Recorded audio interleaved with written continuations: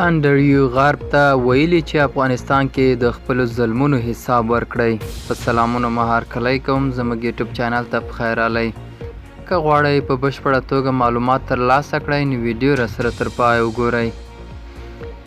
د استرالیا د اپوزیسیون یو ویان پر غرب غږ کړی چې افغانستان کې د خپلو ظلمونو حساب ورکړي. انډریو هستی په لندن کې د خبرو پر مهال ویلي چې غرب په اوکراین د روسیې د یرغل مخالفت کوي او هلته د ملکي وګړو مرګ ژوبله غندي، خو په خپلو ظلمونو چې په تیرو 20 کلونو کې په افغانستان کې وکړه پټه خوله دي. نوموړي پر غربي هیوادونو غږ کړی چې خپله چوپتیا ماته کړي او په افغانستان کې هم د خپلو کړنو، ظلمونو، ناخوالو او وحشتونو حساب کتاب وکړي. تر دې وړاندې هم ګڼو نړیوالو بنسټونو د بشري حقونو پالونکو استازو او د پارلمانونو غړو په افغانستان کې د غرب ظلمونه غندلي او له یاد هیوادونو غوښتي چې افغانستان ته د خپلو جګړو او بشر ضد کړنو غنامت ورکړي. دا و زموږ نننۍ چمتو شوی ویډیو. تر بیا ښه وخت، ښې چارې.